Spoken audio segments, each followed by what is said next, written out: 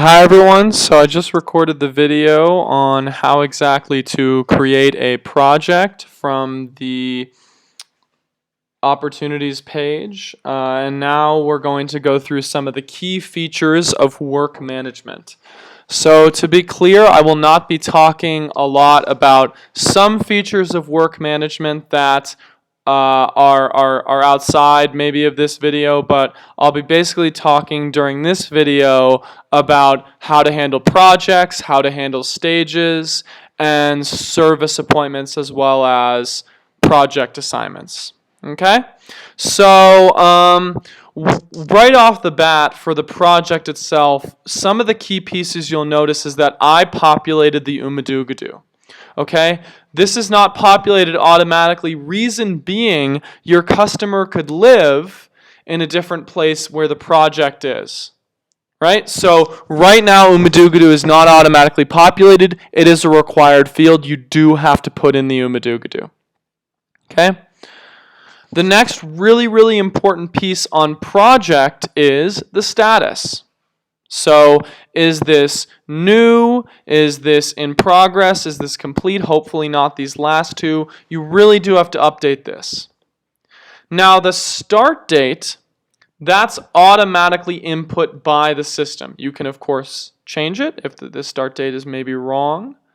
But you don't have to worry about the end date because date completed is automatically filled in when you choose completed. Okay? So if I clicked complete and click save, the date completed would be saved as today.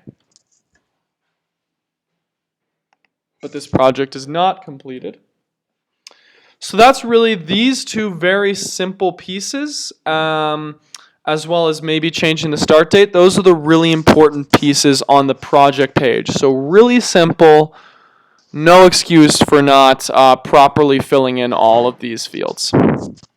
Now we go to project management and we get to stages. Stages are just like tasks from the old system. So if we click into stages, what we're going to see is we're going to see the different tasks we have to complete. But stages are far superior to tasks in the old system. And all you have to do is click into one stage and you'll see why. So some of the same fields we saw in tasks, right? So you need to mark whether or not it was completed or not. You have to yourself put in, of course, what dates did we start and complete this task. So that's pretty simple.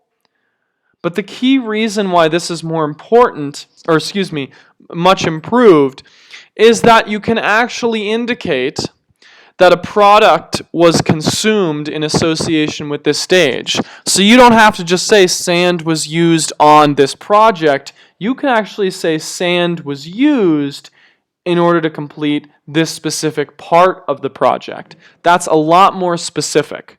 Same thing with timesheet entries. You could say Ryan Conlon worked on this project this week, or you could be a lot more specific and say Ryan Conlon actually worked on 2 projects this week, right? He worked on this stage for the first project and a different stage for a different project. And that very well might be true when you have masons that varnish a house one week, but in the same week they might compact. So we see a lot more granularity for tracking there. Now if we go to stage activities, service appointments. I love service appointments. They actually show the work that needs to be completed on this stage. Now at first you're all going to be a little bit annoyed by service appointments because you cannot simply move a service appointment from none all the way to completed. The system will stop you. Right? I wasn't stopped there because I had already had it on in progress. Okay? Let me show you what I'm talking about though. So if I open up here, okay, let's say I move right from there's nothing going on to completed. Nope. System's going to say that's not possible. The system is actually going to make you say, oh, this has been scheduled. And then you have to indicate that it's been dispatched.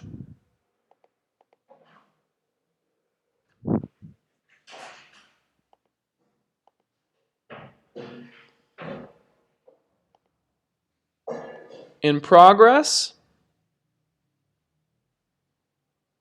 And finally, that's when you can say, yes, this has been completed. Now, at first, you're going to say, oh, this is annoying. Why can't I just go from none to completed? Well, the reason is that generally speaking, we don't just send Masons immediately to go complete a task, right? We schedule a Mason first. We actually move through step by step. Okay?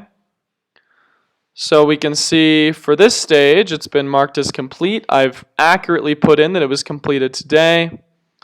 I've indicated the service appointments. Now we'll do this all over again. Okay, so for excavation, backfill, and leveling.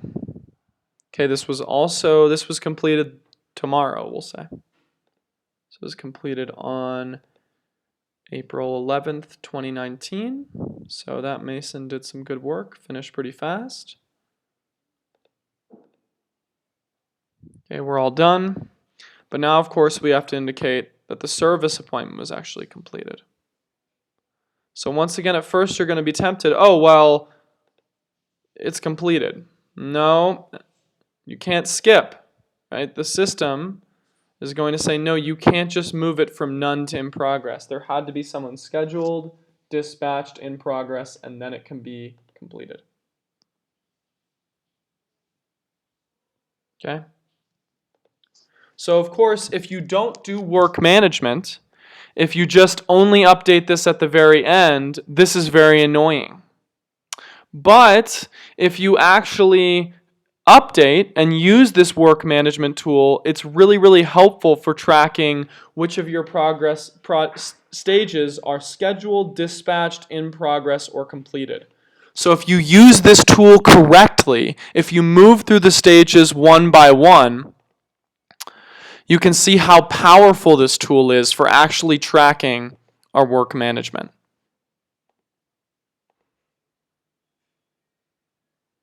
You don't have to put in which Mason did it. All that matters is which project it's associated with. Okay. So that's stages, right? As you can see, the important things are marking if it's complete, marking the date on which it's complete, and updating service appointments, timesheets, and of course, products consumed. So I'm not going to talk a lot about products consumed or timesheets because we've already discussed products consumed in a different video. Products consumed is used to indicate the raw materials that we use up, right? So we don't consume a compactor on a project because we get to reuse it, but we do consume sand because we don't get to reuse that sand. Timesheet entries are simply a mark of who worked on the project. A final and important piece of work management is the project assignment. The project assignment is indicating which employee is assigned to work on this particular project. So you can already see, I've actually already assigned Ryan Conlon. He's working on this project. So we'll just click into project assignments and we'll see. Ryan Conlon is the Mason that is working on this project. This is really, really helpful because we all want to know which Masons completed which projects. It's important for a variety of reasons. Right now, you need to make sure that you indicate which staff member did so and also the capacity in which they did it. So you can also assign Ryan Conlon to be a floorman. Those are the two choices, right? We have Masons and floormen. Okay, so I've done a good job, right? I have updated all the stages and the dates that they were completed. I've marked all the service appointments as completed. I've also shown which mason is assigned to the project. And when the time comes, I'll mark the project as completed. So that's the key pieces of work management. It's really, really simple, but it's also very, very important to do it correctly. So make sure that, yes, while this process is very simple, you're also ensuring that you do it correctly in order for us to correctly track our ongoing work.